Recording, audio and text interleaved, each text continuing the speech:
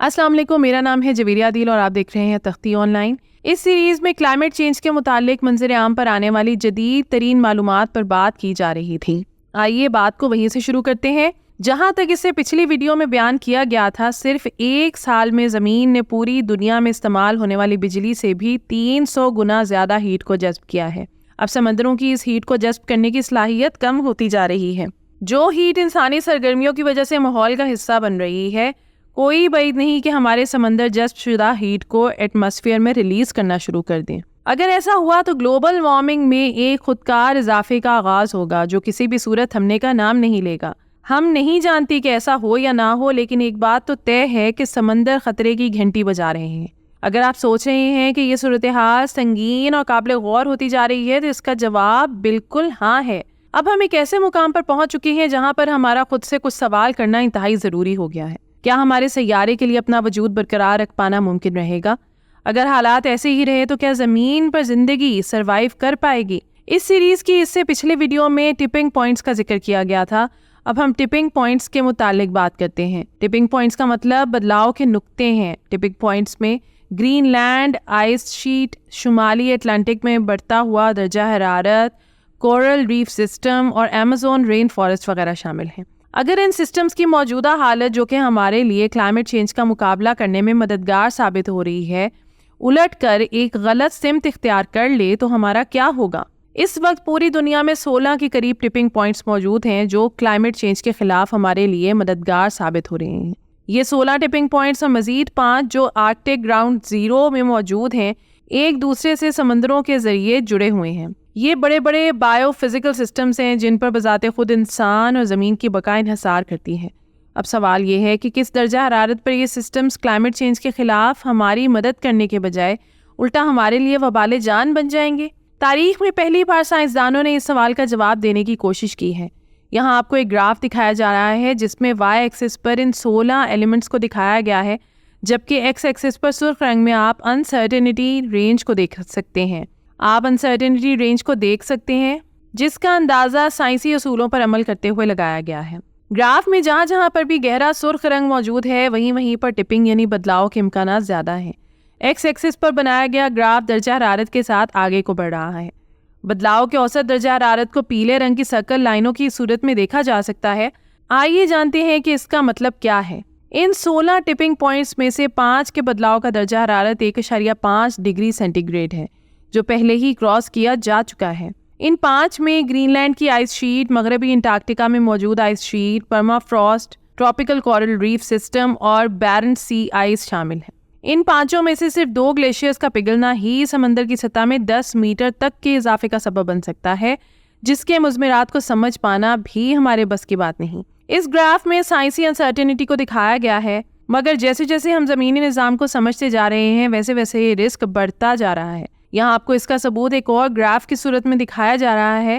اس graph میں جہاں جہاں پر گہرا سرخ رنگ موجود ہے وہاں پر کلائمیٹ میں ایسے بدلاؤ آنے کا خدشہ ہے جنہیں واپس ٹھیک حالت میں منتقل کرنا ناممکن ہو جائے گا۔ آج سے 30 سال پہلے بدلاؤ کا رسک 5 ڈگری سینٹی گریڈ پر تھا۔ یہی رسک اب 1.5 سے 2 ڈگری سینٹی گریڈ تک آ چکا ہے۔ اس وقت ہم ڈینجر زون کے درمیان میں موجود ہیں، لیکن حالات اس سے بھی زیادہ سنگین صورتحال اختیار کر سکتے ہیں۔ اگر ہم ایمیزون کی بات کریں تو یہ زمین پر موجود ریچسٹ ٹیریسٹریل ایکو سسٹم کے طور پر جانا جاتا ہے۔ کلائمیٹ چینج کے ماہر سائنسدانوں کے مطابق ایمیزون کا ٹپنگ پوائنٹ پوری دنیا کے اوسط درجہ حرارت میں 3 سے 5 ڈگری سینٹی گریڈ تک کی بلندی سے مشروط ہے۔ یہ درجہ حرارت کافی زیادہ ہے اور شاید ہمیں اس تک پہنچنے میں 70 سال لگ جائیں، لیکن اگر اسی طرح جنگلات کا کٹاؤ جاری رہتا ہے اور ہم 20 سے 25% جنگلات کھو دیتے ہیں تو یہ بدلاؤ 3 سے 5 ڈگری سینٹی گریڈ کے بجائے 1.5 ڈگری سینٹی گریڈ پر ہی وقوع پذیر ہو جائے گا۔ آج ہم کہاں پر کھڑے ہیں؟ اس وقت گلوبل مین سرفیس ٹیمپریچر رائز کی ویلیو 1.2 ڈگری سینٹی گریڈ ہے۔ دوسری طرف اگر جنگلات کے کٹاؤ کی بات کی جائے تو یہ 17% تک پہنچ چکا ہے۔ ایمیزون رین فارسٹ کی کیس میں ہم ٹپنگ پوائنٹس کے بہت قریب ہیں۔ اگر ہم نے ایک بار بھی اس پوائنٹ کو کراس کر لیا تو پھر واپسی کا کوئی راستہ نہیں بچے گا۔ یہاں آپ کا سوال ہوگا کہ آخر ہمیں ایسے حالات میں کیا کرنا چاہیے؟ اس حوالے سے IPCC کا موقف بالکل واضح ہے۔ IPCC کلائمیٹ چینج کا ایک ادارہ ہے جس کا مکمل نام intergovernmental panel on climate change ہے۔ اگر ہم 1.5 ڈگری سینٹی گریڈ کو کراس نہیں کرنا چاہتے یا ہم یہ چاہتے ہیں کہ ٹپنگ پوائنٹس کو کراس نہ کریں تو ہمیں چیزوں کو گلوبل کاربن بجٹ کے حساب سے استعمال کرنا ہوگا۔ کاربن بجٹ میں اس وقت 200 بلین ٹن کاربن ڈائی آکسائڈ کی گنجائش موجود ہے جو کہ ہم مزید ماحول میں خارج کر سکتے ہیں۔ اس کے بعد ہمارے درجہ حرارت کو 1.5 ڈگری پر ہولڈ کرنے کے امکانات 50% تک رہ جائیں گے۔ اس وقت ہمارا کاربن ڈائی آکسائڈ کا سالانہ اخراج 40 بلین ٹن ہے۔ اس حساب سے ہمارے پاس صرف 5 سال مزید ہیں، لیکن اس سب سے نکلنے کا رستہ بھی موجود ہے۔ اگر ہم ایمیشن ریٹ کو 7% تک کم کر دیں تو ہمارے پاس یہ وقت مزید بڑھ جائے گا، لیکن اگر ہم اس سب میں کامیاب ہو کر کاربن ڈائی آکسائڈ کے اخراج کو 7% تک کم کر بھی لیں تو بھی ہم ایٹماسفیئر میں گرین ہاؤس گیسوں کی اتنی زیادہ مقدار کو شامل کر چکے ہیں کہ ہمیں ہر صورت ان حالات کا سامنا کرنا ہی پڑے گا۔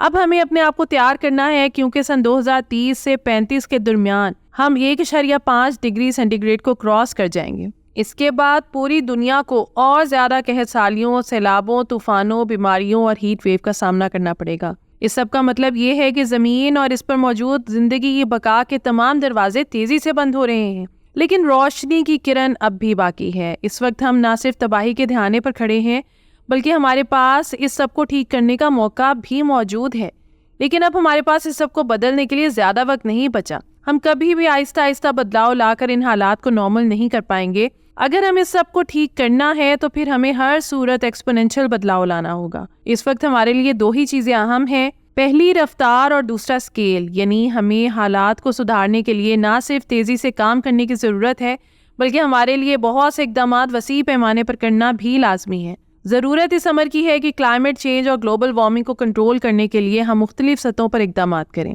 حکومتوں کو سخت قوانین بنانے چاہیے جو کاربن کے اخراج کو کم کریں اور ماحول دوست ٹیکنالوجیز کو فروغ دیں۔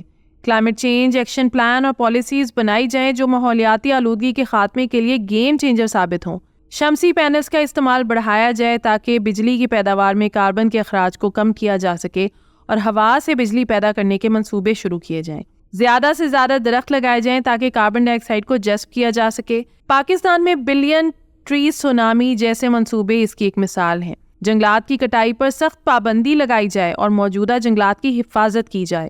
صنعتوں میں کلین ٹیکنالوجی کا استعمال کیا جائے تاکہ کاربن کے اخراج کو کم کیا جا سکے اور صنعتوں کے اخراج کی نگرانی کی جائے اور خلاف ورزی کرنے والوں پر جرمانے عائد کیے جائیں۔ عوام کو کلائمیٹ چینج کے اثرات اور اس کے تدارک کے بارے میں آگاہ کیا جائے اور میڈیا کے ذریعے کلائمیٹ چینج کے بارے میں شعور بیدار کیا جائے۔ پانی کے استعمال میں کمی لائی جائے اور پانی کے ضیاع کو روکا جائے۔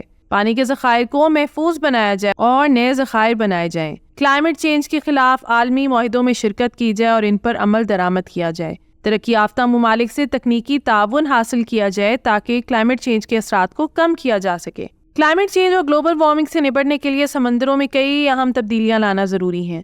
سب سے پہلے سمندری آلودگی کو کم کرنے کے لیے پلاسٹک اور دیگر فضلہ جات کا اخراج روکنا ہوگا۔ مزید برآں ہمیں سمندری نباتات جیسے کہ مرجان کی چٹانوں کی بحالی اور تحفظ پر توجہ دینی چاہیے تاکہ سمندری ماحولیاتی نظام کو مستحکم رکھا جا سکے۔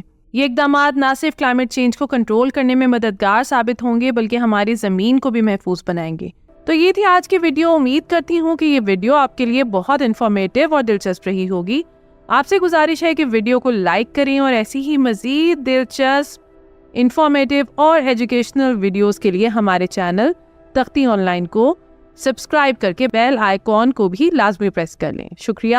ملتے ہیں ایسے ہی کسی نئی ویڈیو میں۔ مجھے دیجیے اجازت۔ اللہ حافظ۔